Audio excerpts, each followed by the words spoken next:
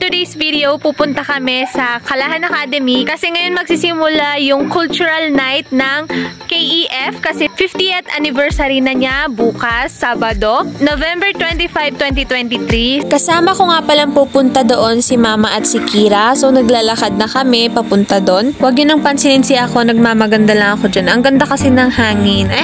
Boom! Magic! Andito na kami sa gate. Ayan, may pa-welcome sila. At marami-rami na rin yung tao dito.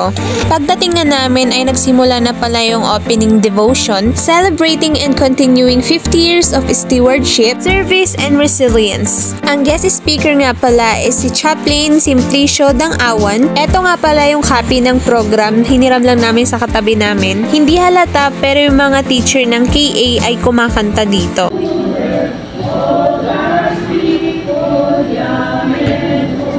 Kasama ko nga din pala si Giselle at si Uriel. Shoutout sa dalawang magandang dilag na to. Idalaw ka man waras ni Merienda Jai. Boiled kamote for the healthy living. Pian nyo ba? Kayong Jai. Ayun, si Auntie. Hindi naman halatang hinihintay namin siya dito. Target locked. Ayan na, malapit na siya. Kuha na tayo. O diba si Teo Paitib mo na nga nag-aala. O bait tayo talaga.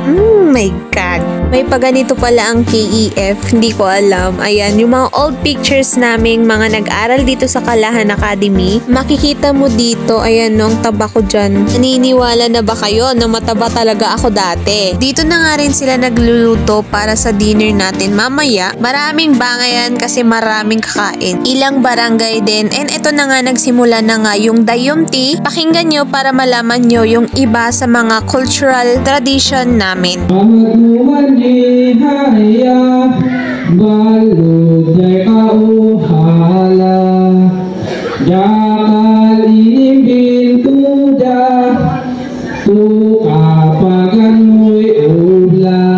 So that's what we call Dayumti. Nagtitinda nga rin pala ang KEF ng mga jam, guava jelly, and more like mugs and t-shirt para additional funds sa Kalahan Academy. After mag-present ng ilang barangay sa Dayumti, susunod naman yung Baliw. At ganito naman yung Baliw. Pakinggan nyo.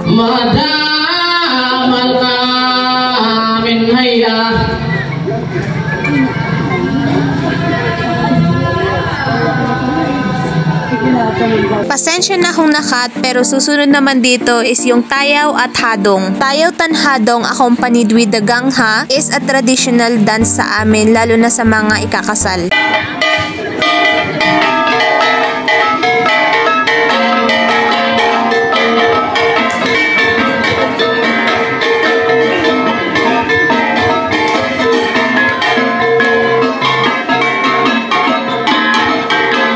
This is the part kung saan ibibigay ng isa sa naggagangha ang dalawang kumot sa lalaki. Ilalagay niya ito sa magkabilahang kamay niya at susunod siya sa mga naggagangha to perform the tayaw.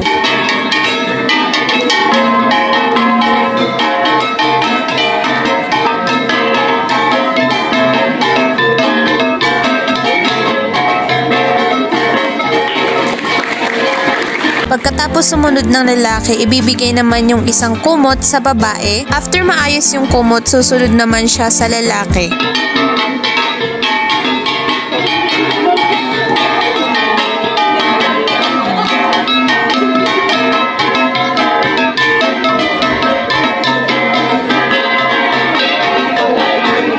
Yung sayaw naman ng babae, yun yung tinatawag naming hadong. Unfortunately, nahuhulog yung kumot kasi hindi ganun kaayos yung pagkalagay niya.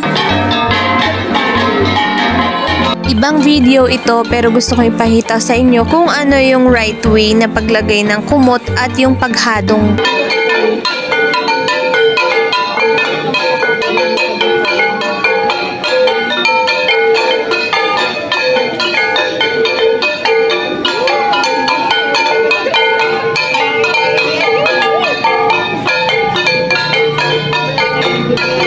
Sa kalagitnaan ng tayaw and hadong, maririnig niyo ang mga tao na sisigaw. That's part of the traditional dance. At 2 beses siya dapat isigaw ng tao.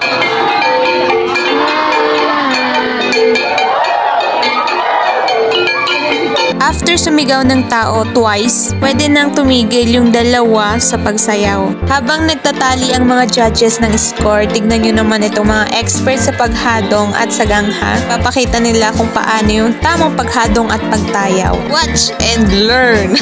Tignan nyo naman itong mga gangers natin, oh. Ina-enjoy na din nila yung paggagangs nila.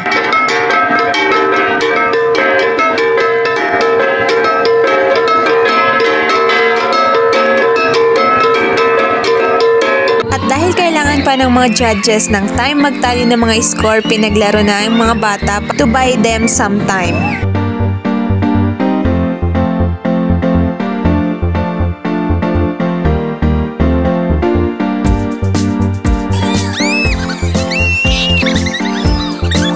Hinahanda na nila yung kakain namin. May part din dito ng kapihan kung gusto mo namang magkape. Inaward na nga yung mga nanalo and congratulations sa lahat ng sumali kasi lahat kayo winner. Ayan na nga at pinagdarasal na yung food namin. After a while, kainan na! Sugod mga kapatid! O diba madaming tao? Kanina parang kokonti lang pero pagkainan, biglang lumalabas yung maraming tao. Nandyan lang pala sila sa sulok-sulok. And yes, ganyan po kami kumain dito sa amin as one at pila-pila. Lahat ay invited. Kaya anong lahi mo man o kahit saan ka man nanggaling, you are welcome to eat. Isa yan sa mga tradition ng Igorot na biggest flex ko talaga and I am proud to be an Igorot. O siya, tara at magpila na tayo para makakain na rin tayo. Nakapila na kami at iuwi na namin para sa bahay kami kumain. Thank you so much for watching and shout out nga pala sa nagwagwapuhan at naggagandahang mga dalaga at binatang ito.